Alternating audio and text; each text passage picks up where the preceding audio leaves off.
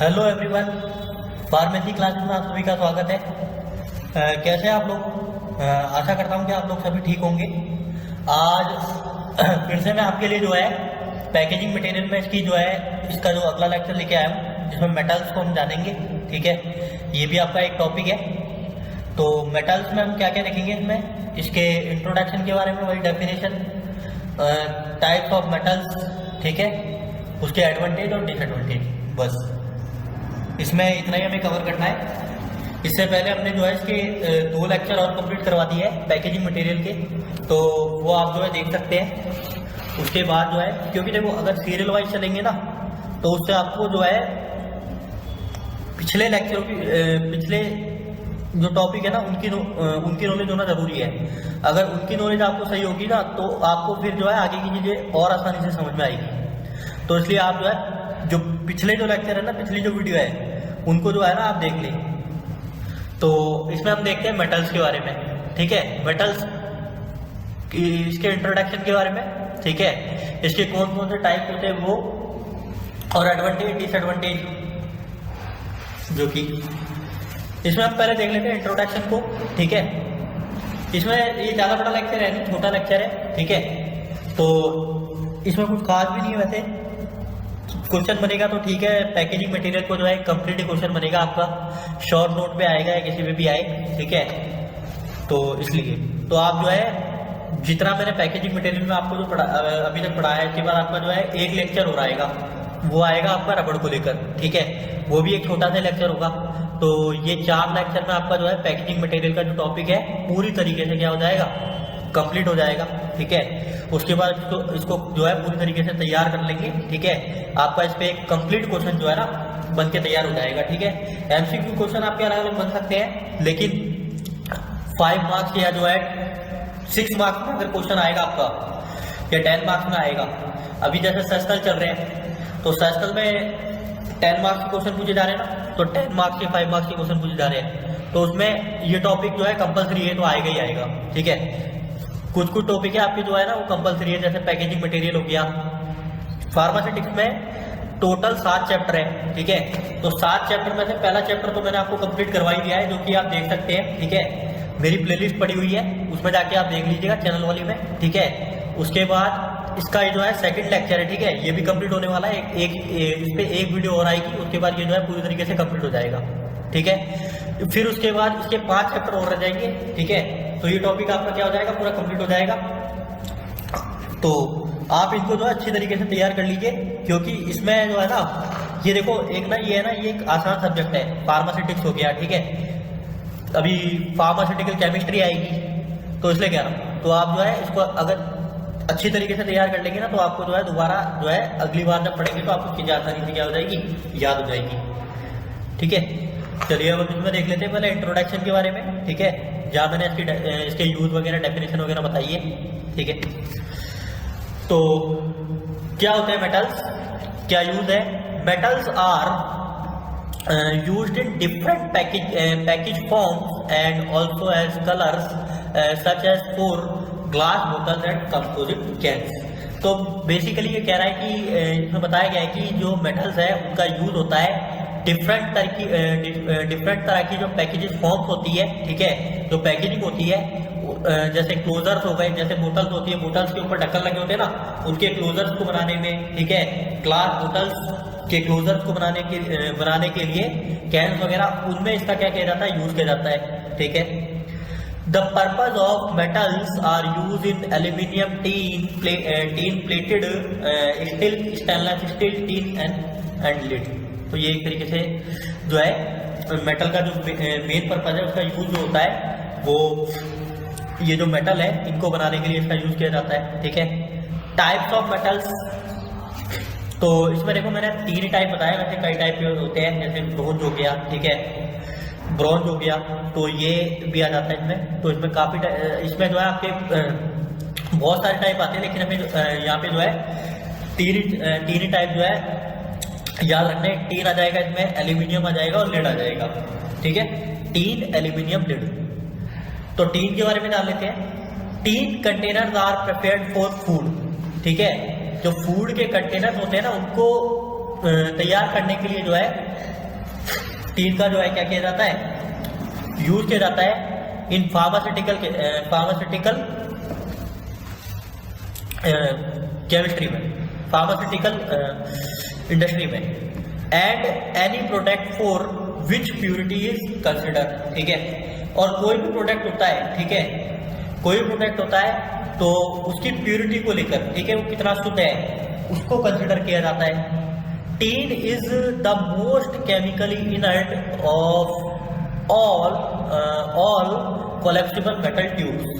तो टीन जो होता है, ठीक है, टीन जो होता है उसको यूज किया जाता है जो कि केमिकली क्या होता है, इनर्ट होता है। और ज्यादातर कोलेप्सिबल ट्यूब बनती है, सभी तरह की जो कोलेप्सिबल ट्यूब्स बनती है उनमें इसका क्या किया जाता है, यूज किया जाता है बनाने के लिए, किसका, टीन का, ठीक है। तो कोलेप्सिबल ट्यूब कैसी होती है, जिनको पिचकाने पे क्या हो जाती है, पिचक जाती है, ठीक है, पिचक जाती है, ठीक है। जो ट्यूब्स होती है वो क्या हो जाती है, पिचक जाती है, पिचकाएंगे तो पिचक जाएगी, ठीक है, वो सेम नहीं, फिर वैसे वापस उस सेम में नहीं आएगी, ठीक है। तो क्या होता है, वो जो मेटल होता है ना थोड़ा सा, वो क्या होता है कभी कभी कट भी जाता है, जिसकी वजह से क्या होता है जो मेडिसिन होती है वो बाहर आ जाती है, ठीक है। तो इसको एक तरीके से डिसएडवांटेज भी जो है उसमें ले सकते हैं, ठीक है। तो कोलेप्सिबल ट्यूब क्या होती है, जो पिचकाने पे क्या हो जाए, पिचक जाए। नेक्स्ट क्या है इसमें, एल्यूमिनियम।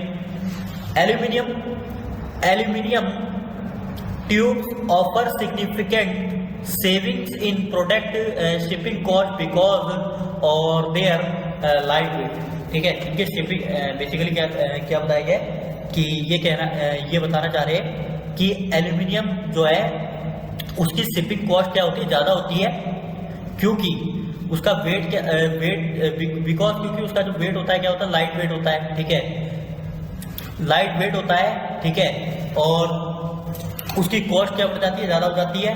और एट्रैक्टिव नेचर, ठीक है, एट्रैक्टिव नेचर का होता है, ठीक है।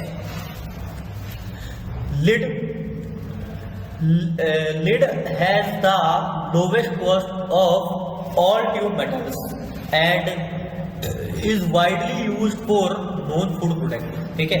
जो लीड है वो लो कॉस्ट, सस्ता पड़ता है और ज़्यादातर फूड वगैरह में, जो फूड वगैरह के प्रोडक्ट जो तैयार किए जाते हैं उसमें जो है इसका ज़्यादातर यूज़ क्या बड़े स्तर पे क्या किया जाता है, इसका यूज़ किया जाता है, वाइडली यूज। वाइडली का मतलब होता है ज़्यादातर, बड़े स्तर पर इसका क्या किया जाता है, यूज़ किया जाता है। जैसे कि अडेसिव, ठीक है, अडेसिव्स वगैरह बनाने के लिए, इंक्स वगैरह, पेंट्स एंड लुब्रिकेंट्स वगैरह बनाने के लिए इसका यूज किया जाता है, ठीक है। Lead should never be use alone for anything taken internally because of their risk lead poison.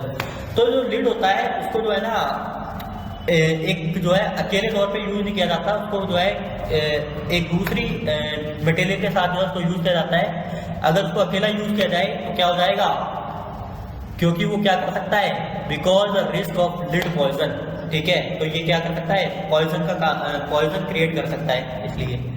With internal linings, ठीक है, जो इंटरनल लाइनिंग्स होती है, lead tubes are use for product such as chloride toothpaste, ठीक है।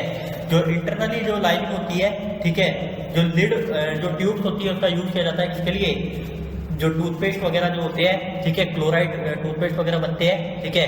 जो dentist वगैरह होते हैं ना वो प्रिस्क्राइब करते हैं जैसे, ठीक है, उसमें एक ये क्या होता है, एक केमिकल होता है क्लोराइड, ठीक है, उसको यूज किया जाता है।